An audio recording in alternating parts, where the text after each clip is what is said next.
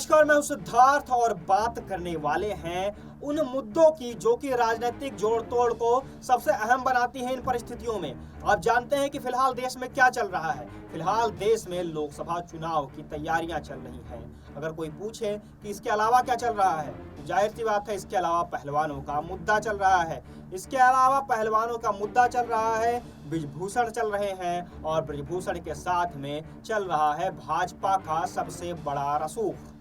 जी हाँ, बात करने वाले हैं भाजपा के अगले 2024 के चुनाव में लेकर किस तरह से रणनीति बन रही है और भाजपा के अंदर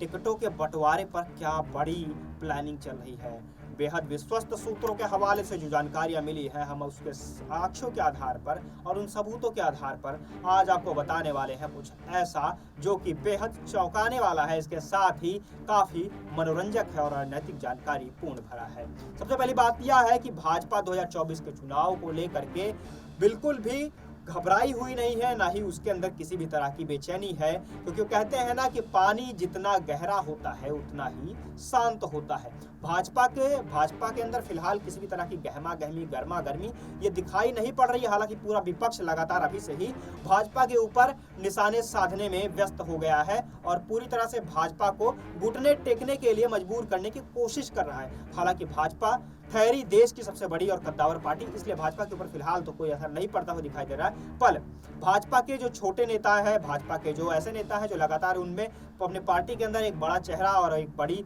पहचान की तलाश कर रहे हैं, उनके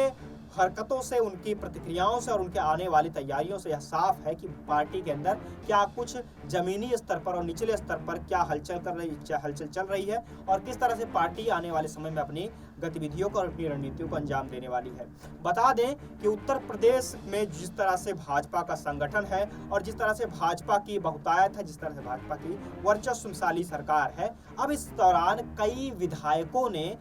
मुख्यमंत्री योगी आदित्यनाथ के अलावा प्रधानमंत्री मोदी और पार्टी के दिग्गज नेताओं जैसे कि अमित शाह, जेपी नड्डा से भी संपर्क साधने शुरू कर दिए हैं। उन्होंने यह कई मुद्दे को लेकर के उन्होंने बात की है और साथ ही यह भी कहा है कि उन्हें आगामी लोकसभा चुनाव में अपनी विधायकी की सीट के साथ ही एक सांसदीय की टिकट भी दी जाए। इसके अलावा उन्होंने सांसदीय के टिकट के लिए भी यह भी कहा है कि जो उनके अपने कई रिश्तेदारों के साथ ही अपने सहयोगियों और करीबियों का नाम भी सुझाया है। इसके अलावा अगर बात करें कि भाजपा के कई ऐसे बड़े नेता हैं, ऐसे बड़े सांसद हैं जो कि अब उम्र के तकाजे में पहुंच चुके हैं और उम्र के एक पड़ाव में पहुंचने के बाद राजनीतिक संन्यास की भी घोषणा कर सकते हैं। फिलहाल इसके अलावा भी अगर बात करें इन वरिष्ठ नेताओं के अलावा भी, तो भाजपा के एक दिग्गज नेता की अगर बात कर ले जिनका नाम है ब्रिजभूषण शरण सिंह, इनके मुद्दे को भला कौन नहीं भूल सकता है। ब्रिजभूषण शरण सिंह जो कि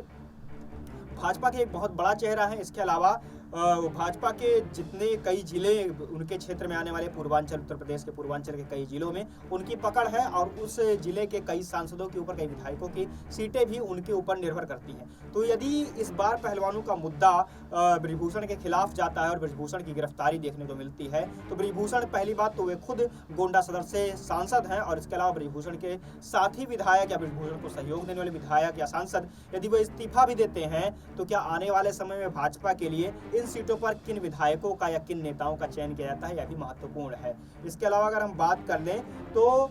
सलममणि श्रीवास्तव जो कि देवरिया से सांसद हैं, इन्होंने भी अपना नाम दिया हुआ है, अपने आला कमान को सूचित किया है कि उन्हें भी लोकसभा का टिकट दिया जाए और उन्हें एक बड़े नेता के तौर पे जो है आगे मौका दिया जाए। इसके अलावा कई ऐसे विधायक भी हैं जो कि